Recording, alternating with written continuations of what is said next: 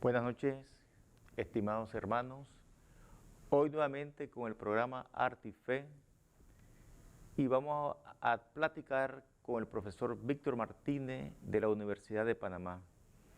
En este programa queremos promover o queremos ayudar a la comunidad a encontrarnos con la persona, con el ser humano, y en este caso los artistas, que también tienen un lugar muy importante dentro de la sociedad e incluso desde muchos años atrás, el hombre primitivo ya en las cuevas, en sus abrigos, ya tenía impresas figuras, manifestaciones que le hablaban del día a día, de lo cotidiano que viven los seres humanos. Buenas noches, profesor Víctor. Queríamos invitarlo a este programa para que nos ayude un poco con esta sociedad, con los jóvenes, con nuestros hermanos cristianos, a encauzar un poco la idea del arte, el arte a nivel global, cómo usted lo ve, cómo usted percibe esa necesidad que tiene el hombre de manifestar su esencia, su ser, en la música, en la fotografía, en la pintura, en la danza. Usted que es profesor de la universidad, ¿cómo usted ve este ambiente entre nosotros? Buenas tardes, buenos días, sí. Aquí amigo Leo. Realmente viendo la situación del arte, en términos genéricos, en todo lo que usted plantea, de lo que son las bellas artes, realmente la sociedad en general creo que tiene buenas iniciativas, buenas creaciones que se ven muy personalizadas, y eso se reflejó realmente de una forma muy general en épocas pandémicas. En la época pandémica nosotros pudimos ver en las redes, pudimos ver en las muchas formas de plataformas que se proyectaban las personas de una forma individual desde su casa. O sea, se buscó, las artes siempre tienen un mecanismo en la cual la gente puede proyectar, liberarse, expresarse de diferentes formas. Y las redes en pandemia, y lógicamente que eso ahora continuamente se está haciendo más prolífero, vemos que la sociedad, en general la juventud, hasta los niños, están subiendo materiales muy interesantes, muy creativos, de pinturas, de cantos, de acrobacia, de danzas. Y es lo interesante que nos presenta la tecnología en este sentido, porque nos da a conocer la perspectiva de lo que se está haciendo generalmente casi en el acto, que eso no se podía ver antes, solo fotografías, libros, periódicos que hacían la información, y hoy día podemos ver habilidades que muchas veces son hasta escapadas de los padres. O sea, los padres a veces no se enteran de las habilidades que tienen sus hijos. ¿Por qué? Porque los niños son los que están manejando la tecnología y son los que están subiendo información a sus compañeros, a sus amigos, a Instagram, a todas estas redes sociales, que hacen que el mundo entero pueda ver qué es lo que está pasando en cualquier parte del mundo. Yo puedo subir, ver un Instagram, puedo ver las personas que están en Japón, en América, qué es lo que está pasando aquí en Brasil, en Colombia, en fin, hasta a mi alrededor podemos ver nosotros la creatividad que tienen muchas personas. Hasta personas que nunca pensaron que pintaban, nunca pensaban que eran capaces de dibujar, siempre creyeron en ello, en el arte, pero nunca tuvieron esa necesidad o esa oportunidad, puedo decirle, de poder proyectarse, y quizás estando en casa vieron que los materiales sobraban y empezaron a crear y a hacer cosas muy interesantes, algunas lógicamente fuera de contexto, fuera de balance, muchas experimentaciones, muchos ensayos, pero en fin, lo que planteo es que se ve la interacción del ser humano en todas sus diferentes facetas en el crear, en hacer algo, en proyectarse. Y es lo interesante que tienen las bellas artes, y que creo que es un fenómeno que con esta pandemia nos dio a florecer a nivel mundial y nosotros podemos ver como docente, como artista y como profesional de que tenemos buena potencial, el ser humano tiene buen potencial, es cuestión quizás de buscarle los mecanismos, las herramientas, la motivación para que la gente pueda generar trabajos creativos que en una u otra forma, acorde a su contexto, utilizan para poder proyectarse. Qué bueno, profesor. Estaba pensando hace un momento yo sobre la vida del hombre, desde sus orígenes. El hombre siempre necesita como una referencia, ¿no? O sea, para decir pues que el hombre nace como con la esencia de su espiritualidad, porque venimos de Dios, el Ser Supremo, y eso cobija al hombre con un misterio, y el hombre ha manifestado su necesidad de dirigirse a alguien de diferentes formas. Ya le conté sobre el hombre primitivo que fue dibujando su día a día, aquel hombre que sale con un arco, cazando un animal para llevar el sustento a su casa, las luchas que han habido entre personas y personas, y todo eso se ha ido plasmando en el caminar de la humanidad. Estuve viendo una iglesia del siglo XVI, siglo XVII, donde un grupo de personas van caminando en un caballo y el caballo se para y mira hacia atrás, y yo le pregunté al guía turístico qué significaba eso, y dice que en la pandemia, como hubo casi la tercera parte de la humanidad que murió, el caballo se asustó en ver tantos cadáveres y por eso su reacción al susto. Es lo que el hombre es. El hombre es un ser espiritual por excelencia. Independientemente lo que pensemos de las diferentes religiones, ya la Iglesia Católica o el magisterio, mejor dicho, tiene clara conciencia que la plenitud del hombre, en su origen de buscar esa respuesta de Dios, la encontramos en la persona de Jesucristo. Jesucristo es la plenitud y la respuesta del ser humano. Ahora nos encontramos con esas manifestaciones artísticas que toda la humanidad ha tenido, y trasladándonos ya a nuestra época, a nuestro tiempo, vemos las grandes catedrales, las iglesias, los grandes monumentos que ya tenemos.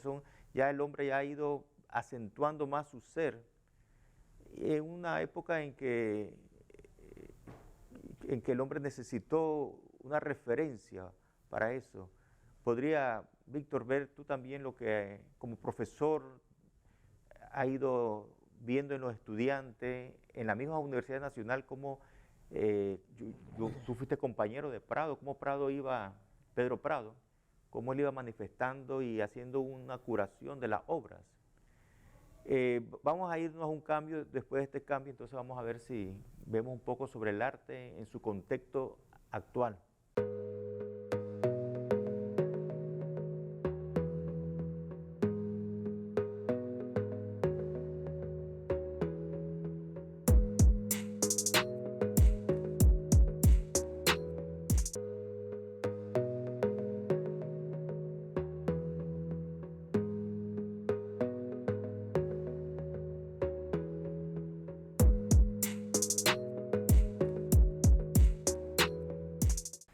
Víctor, ¿has trabajado tú en algunas esculturas? Mira, me parece bonita eso que tú has hablado de Mandela.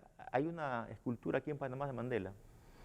Sí, generalmente los trabajos de escultura que he realizado, muchas en colaboración, hemos estado trabajando conjunto con el profesor Edgar Hernández, que es otro escultor, profesor, acaba de jubilarse de la Universidad de Panamá. Hemos elaborado muchos proyectos, como el Mandela, lógicamente, es un proyecto que está al frente del Paraninfo Universitario. Tenemos varios, como Ascanio Arosemena también, que están en el Parque Ascanio Arosemena, al lado de la Biblioteca Interamericana Simón Bolívar, de la Universidad de Panamá. El de las Madres, que está en Curundu, ¿no? Un homenaje a las Madres que está en Curundu, allí en Albrook. Son monumentos generalmente solicitados, ¿no? La mayoría de los monumentos que hemos confeccionado están basados en la requisición de alguna sociedad, de una agrupación que por X motivo ven la necesidad de poder plasmar ya sea un personaje, ya sea un ilustre, por lo menos de las matemáticas, ahora de la abogacía, de las letras, o sea, siempre tenemos personajes, generalmente son bustos. Los bustos son representaciones de una persona que por lo general está ya fallecida, que en los griegos generalmente fueron los que hicieron los bustos pero sin ojos, que nosotros vemos muchas figuras clásicas griegas que las vemos como que no tienen ojos, tienen los ojos sí, pero no tienen las pupilas, y es porque generalmente se hacen en honor a las personas fallecidas, o sea que, pero ya posteriormente se empezaron a ver más vívidas, o sea que las personas querían ver el personaje, a pesar de que había fallecido, lo querían ver viviente, o sea que con resplandecientes los ojos. Entonces se empezaron a formar, a crear que los artistas empezamos a hacer lo que son los ojos. Entonces vemos estos problemas, Mandela, vemos a los diferentes bustos que vemos en las plazas que están como vivos. ¿Por qué? Porque se refleja la vista, la pupila, se le ve el brillo, se le ve la vivacidad allí, que no son el reflejo que vemos en los griegos que tenían otra concepción. Entonces el ser humano acá actualmente, a pesar de que se les presentan proyectos un poco más contemporáneos, a veces es difícil pelear con la sociedad porque vienen con esa sincronía del pasado de ver el personaje lo más vívido posible.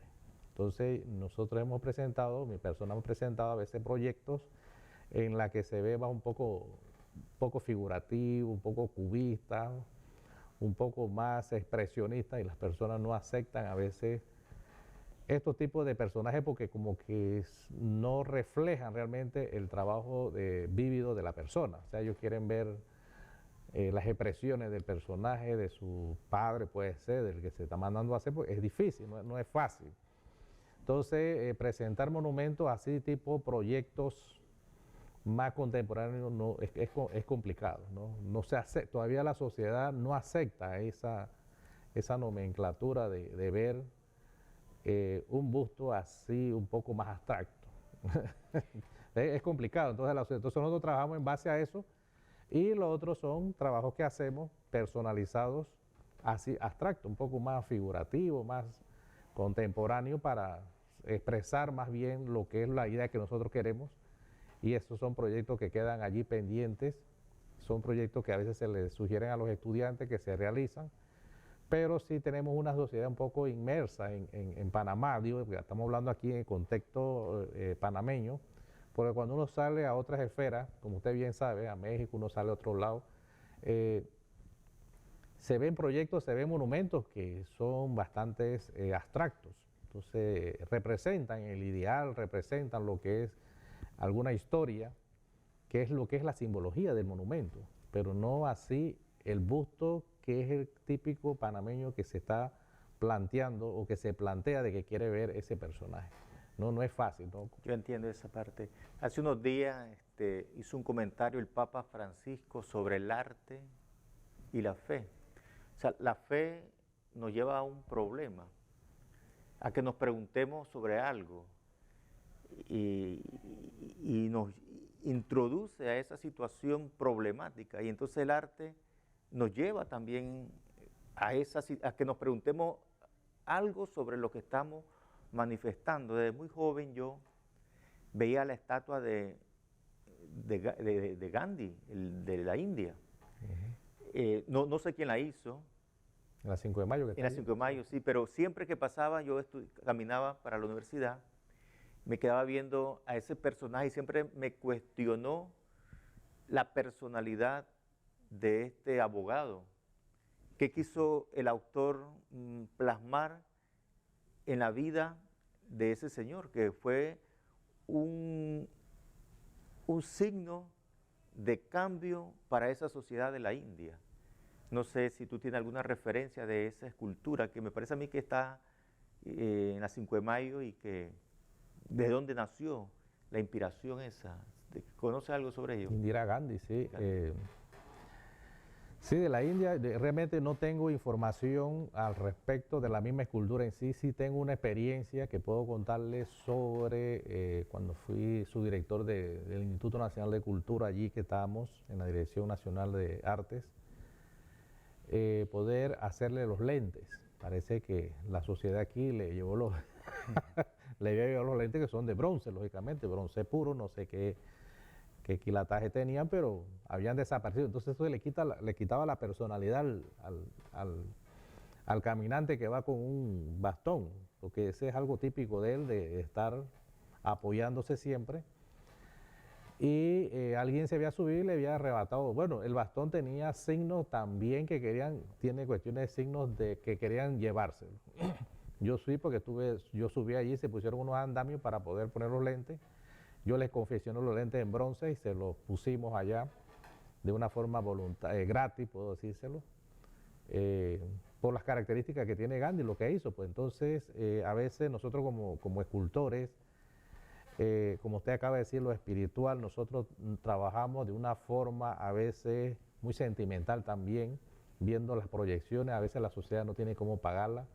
Somos nosotros los artistas que vemos los problemas y tenemos que resolver y buscar apoyo de la institución y a veces no hay.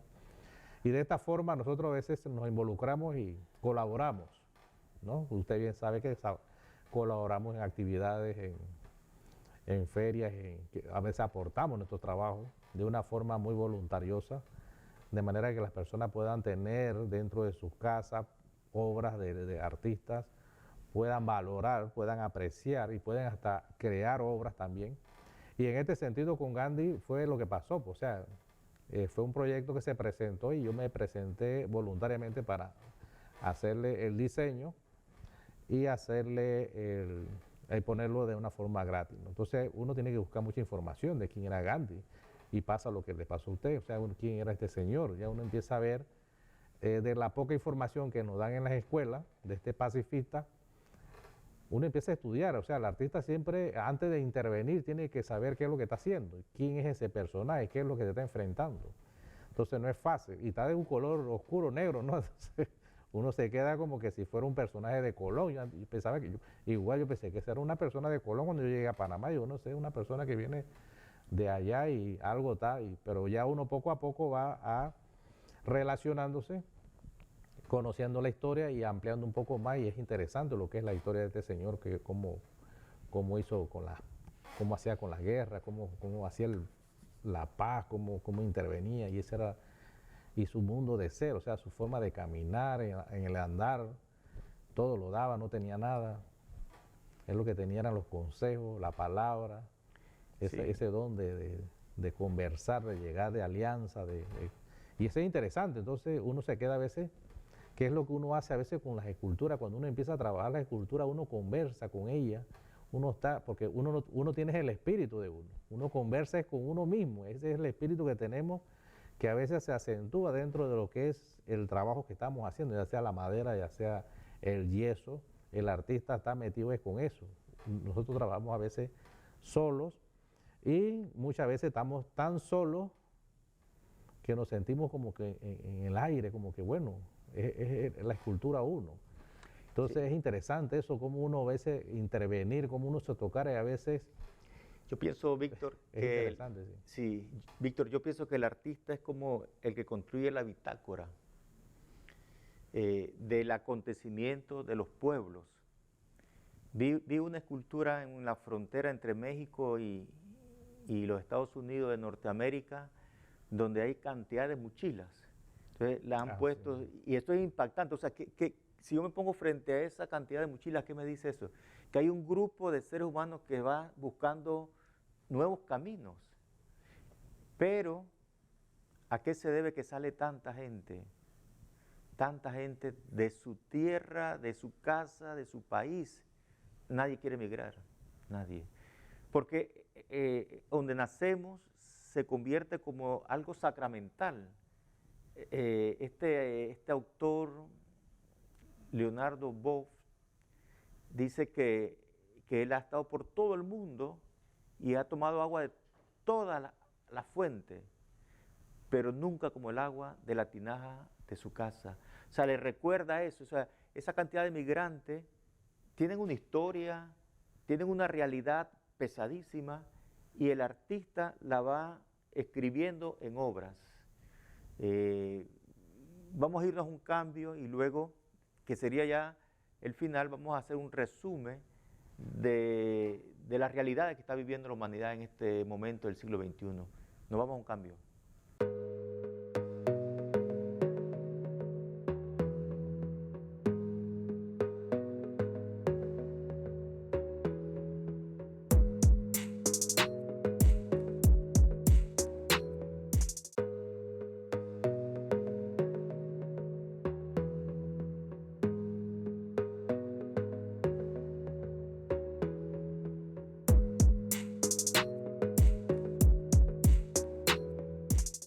Víctor, como te decía hace un momento, el artista es como el que construye la bitácora del alma de la sociedad. He visto también frente al sufrimiento de los nicaragüenses cómo han surgido artistas que están cantando, pidiendo aleluya, que venga otra forma de percibir la vida. Y a veces yo me siento tan lleno de tristeza, y una tristeza de muerte, Víctor, de la impotencia de los países, de no hacer algo por ese pueblo que se está acabando, Nicaragua. Igual como se terminó Cuba. Cuba es un país totalmente empobrecido y donde la iglesia ha querido insertarse para romper los paradigmas. Sin embargo, la misma iglesia sufre la persecución, el encarcelamiento, el exilio. Entonces el artista está ahí como escribiendo el día a día de los acontecimientos de los pueblos. Los pueblos tienen como única identidad su ser y por eso sufre la gente. ¿Qué nos puedes decir tú sobre esta situación, sobre este fenómeno? Tú conociste a este pintor que ha tenido que salir de su país, Tomás Sánchez, creo que Cacho también, ¿no? ¿Tienes Cacho, alguna, sí, cómo no. alguna expectativa sobre eso? Bueno, Cacho, su experiencia ha sido bastante trágica también, pero le ha sacado provecho con su trabajo, con su experiencia, más bien con su experiencia, de no tener esa experiencia, Cacho, quizás de salir, de pasar con esos naufragios, de pasar con esa problemática, quizás no fuera sido el Cacho hoy día, pero Cacho nos representa una vida, una gráfica muy fuerte, tiene un trazado bien fuerte, bien oscuro de su trascendencia, de lo que fue ese caminar, ese salir, ese bregar hacia otros países en busca de esa libertad.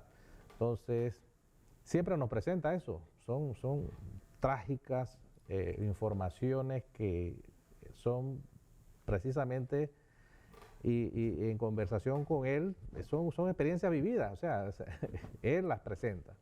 Y eso es interesante. Igualmente con Tomás Sánchez. Tomás Sánchez fue otro exiliado que tuvo que salir precisamente por el hecho de meditar, de tomar lo que es el arte y centrarse en la juventud, porque él trabajaba, él era maestro de arte, y él ponía a los estudiantes a meditar antes de empezar a empezar las clases, o sea, entrar en ese contexto, en ese mundo de sincronía, donde uno a veces controla tanto el espíritu como el alma, lo tiene allí, donde se mezcla eso, donde surgen las ideas. Entonces, ese sentido quizás fue visto de una forma muy aberrante por muchos docentes, y él fue criticado fuertemente. Y él en sus obras, en todas sus obras generalmente que él pinta ese personaje que está en meditación.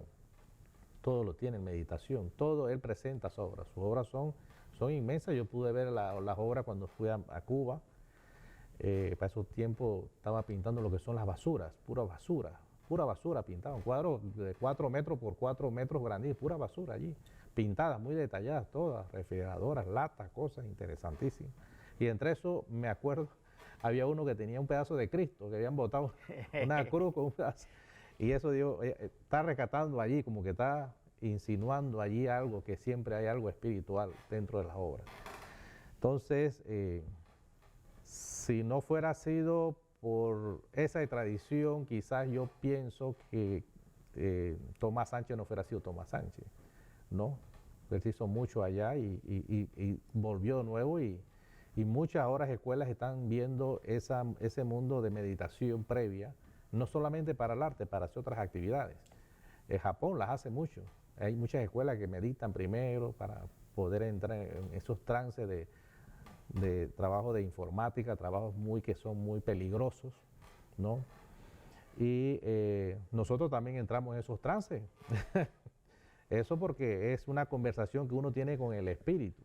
Entonces, esas son personas como ejemplos de muchas que han intentado también salir para tener, creo que es la libertad esa de poder ir a hacer lo que quieren, porque realmente existen países como estos que acabamos de mencionar, que tienen esos bloqueos, a veces esos tabús, no dejan al artista liberarse. A veces tenemos que ser nosotros como mediadores, como docentes, para poder estar en estos programas precisamente para abrir un poquito la mente de ciertas personas que a veces conciben que el arte solamente es nada más agarrar un pincel y ponerse a hacer cosas así. Y eso es lo que se está viendo con la tecnología hoy día, de la inteligencia artificial, que yo sé que a pesar de que tiene sus herramientas, no creo que vaya a reemplazar lo que es esa espiritualidad que tiene el ser humano de poder proyectarse. O sea, las computadoras tendrán su alma, que se tiene en su alma, pero no tienen un espíritu que es el que nosotros manejamos, que es que nosotros tenemos un contacto con Dios. Eso. Para poder nosotros entonces abrir lo que era, como nos dicen algunos refranes por ahí, el artista fue dejado para hacer las cosas que Dios no tuvo tiempo de hacer. Dos frases bonitas esas. La primera frase es lo de Tomás Sánchez en la basura, el Cristo roto que está en la basura. Eso es fascinante. Y la otra frase que acabas de concluir tú es que lo que él no lo pudo concluir, nosotros lo proyectamos aquí en la tierra. Me parece eso muy bonito, Víctor, lo que has dicho. Necesitamos tanto de Dios nosotros.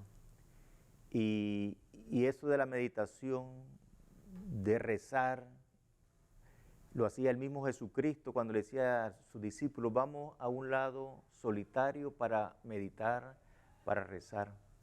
Antes de irse de este mundo, Jesús se va al Monte de los Olivos y ahí tiene un encuentro íntimo con su Padre Dios y le suplica a Dios. Jesucristo es la persona que nos traslada al Padre. Jesucristo es la conclusión de la historia de Dios para la humanidad. En la persona de Jesucristo convergen todas las religiones.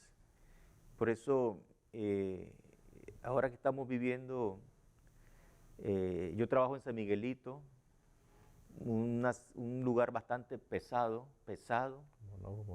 bastante pesado, hay muchas bandas, mucha basura, y se le ha enseñado a la gente a darle, especialmente en el tipo de las elecciones, le dan cemento, le dan comida y la gente vende su conciencia por poca cosa. Entonces eso es lo que el arte quiere cuestionar fuertemente eso. O sea, eso que me has dicho tú de Tomás Sánchez me ha impactado, porque yo he estado en unos países donde ya la fe se ha ido la fe. Y estamos entrando también, si no somos capaces de ser signo visible, creíble, con obras concretas, no con sincretismo, popularismo, o con eso no. Eso no nos va a llevar a una fe madura. El compromiso el compromiso. La Eucaristía para mí es transversal. Comulgo y me comprometo a la transformación de la sociedad. Entonces, podemos ir encaminándonos ante eso si no nos comprometemos de ser verdaderos ciudadanos, verdaderos cristianos.